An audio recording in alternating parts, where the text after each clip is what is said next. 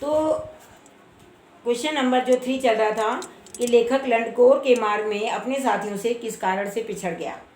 तो मार्ग में अपने साथियों से वो 2 कारण से पिछड़ जाता है। पहले तो उसका घोड़ा बहुत सुस्त था, और एक घोड़ा सुस्त था, और वो 1-1.5 मील जो था वो गलत रास्ते पर चला गया। 1-1.5 मील वो गलत रास्ते पर चला गया था, भटक गया था, गलत रास्ते पर चला गया, और जिससे कि वहाँ से उसे दोबारा से वापस आना पड़ा। तो इस कारण वह अपने साथियों से पिछड़ गया। ठीक, अब क्वेश्चन आता है क्वेश्चन नंबर 4। लेखक ने शेखर विहार में सुमति को उनके यजमानों के पास जाने से रोका, परंतु दूसरी ओर रोकने का प्रयास क्यों नहीं किया। मतलब लेखक ने शेखर विहार में सुमति को यजमानों के पास जाने से रोका, लेकिन दूसरी ओर रोकने का प्रयास उन्होंने क्यों नहीं किया। क्योंकि लेखक जानता था कि शेखर विहार में सुमति के यजमान रहते हैं। वो जानता था कि शेखर विहार में सुमति के यजमान रहते हैं और सुमति जो है उनके पास जाकर के बोध गया के गंडों के नाम पर किसी भी कपड़े का गंडा देकर दक्षिणा वसूला करते थे। इस काम में 1 हफ्ता लगा देंगे, इसलिए उन्हें जाने से उन्होंने मना कर देता है। क्या लेखक जानता था कि शेखर विहार में सुमति के यजमान रहते हैं और सुमति उनके पास जाएगा तो बोध गंडों के नाम पर किसी भी कपड़े का गंडा देकर दक्षिणा वसूला करते थे, और इस काम में उन्हें 1 हफ्ता करीब लग जाएगा। तो इसलिए उन्होंने वहाँ से जाने से उनसे मना कर दिया। अब देखिए, अपनी यात्रा के दौरान लेखक को किन कठिनाइयों का सामना करना पड़ा। तो कहते हैं अपनी तिब्बत जो उन्होंने यात्रा की, तिब्बत यात्रा के दौरान लेखक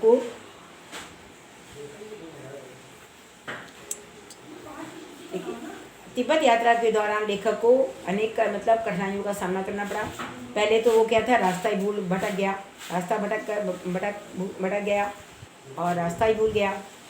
और दूसरा, बहुत तेज धूप होने के कारण उसे परेशान होना पड़ा। पहले तो बहुत तेज धूप थी तो उससे परेशान हुआ, और वो रास्ते में रास्ता भटक गया, उसके कारण वो परेशान हो गया। ठीक, अब कहते हैं कि प्रस्तुत यात्रा वृत्तांत के आधार पर यात्रा जो वृत्तांत है लहासा की ओर, बताइए कि उस समय का तिब्बती समाज कैसा था। जो था वो कैसा था। तो कहते हैं कि इस पूरे यात्रा वृत्तांत से ये पता चलता है कि उस समय तिब्बती समाज में पर्दा प्रथा, छुआछूत जैसी कोई भी बुराइयां ना थी। महिलाएं जो थी अजनबी लोगों को भी चाय बना करके दे दिया करती थी, और निम्न श्रेणी के भिखमंगों को छोड़ करके कोई भी किसी के घर में भी बराबर आ जा सकता था। और पुरुष वर्ग शाम के समय क्या करता था, शाम के समय छक पीकर मदहोश हो जाया करते थे। छक जाते थे, पूरा से कहते हैं ना, छक गए पूरा गले तक भर गया है, तो वो पी करके मदहोश हो जाया करते थे।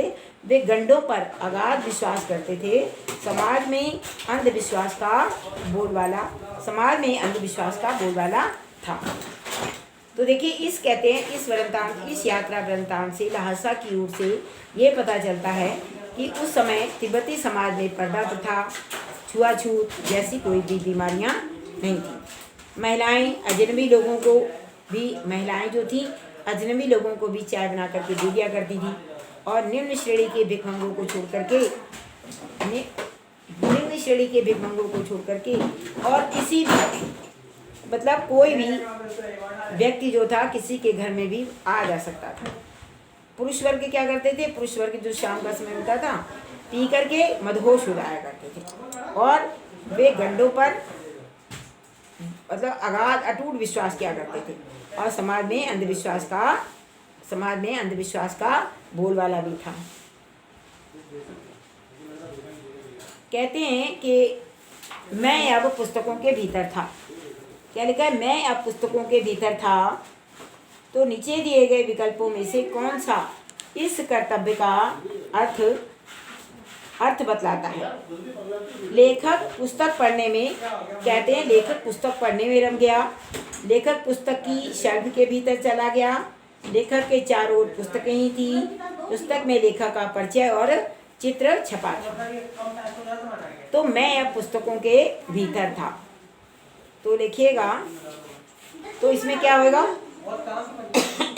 मैं अब पुस्तकों के भीतर था, मतलब क्या हो गया कि मैं पुस्तक पढ़ने में रम गया। मैं अब पुस्तक पढ़ने में रम गया। यही क्वेश्चन का आंसर लिखा जाएगा कि इसमें चारों में से कौन सा सही है। लिखा है चारों में से कौन सा सही है कि लेखक पुस्तक पढ़ने में रम गया, मतलब उसमें इतना तल्लीन हो गया कि उसे किसी की सुध ही नहीं रही।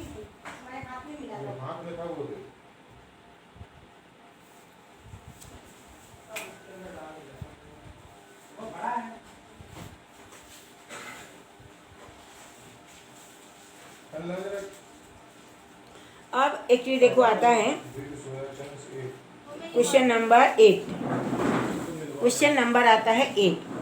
तो क्वेश्चन नंबर 8 में क्या लिखा है कि सुमिति के यजमान और अन्य परिचित लोग लगभग हर गांव में मिले। सुमिति के यजमान और अन्य परिचित लोग उस गांव में बहुत मिले। इस आधार पर आप सुमिति के व्यक्तित्व की किन धारणाओं की मतलब उनके जो उसकी धारणाएं हैं, सुमिति के व्यक्तित्व की किन विशेषताओं का चित्रण कर, मतलब सुमिति की विशेषताएं क्या है वो पूछ रहे हैं कि यजमान और अन्य परिचित लोग सुमिति को वहाँ पर मिले, तो बताइए सुमिति के व्यक्तित्व की विशेषताएं बताइए। तो कहते हैं सुमिति के व्यक्तित्व की क्या विशेषताएं थी। तो कहते हैं सुमिति जो था एक मिलनसार व्यक्ति था। सुमति एक मिलनसार और एक हंसमुख व्यक्ति था, और उसकी जान पहचान का दायरा जो था बहुत ही विस्तृत था। नंबर 2 में लिखेंगे सुमति जो था अपने यजमानों को बोध गया से लाए कपड़ों के गंडे बना करके दिया करता था, और उनसे वो दक्षिणा देते थे। सुमति अपने यजमानों को बोध गया से लाए कपड़े के गंडे बनाकर दिया करते थे और उनसे दक्षिणा लेते थे। ठीक। सुमति लोगों की आस्था का अनुचित लाभ उठाते थे और इनकी खबर लोगों को नहीं लगने देते थे। और सबसे बड़ी बात है कि बौद्ध धर्म में उनकी बड़ी आस्था थी। बौद्ध धर्म में उनकी बहुत ही आस्था थी। ठीक।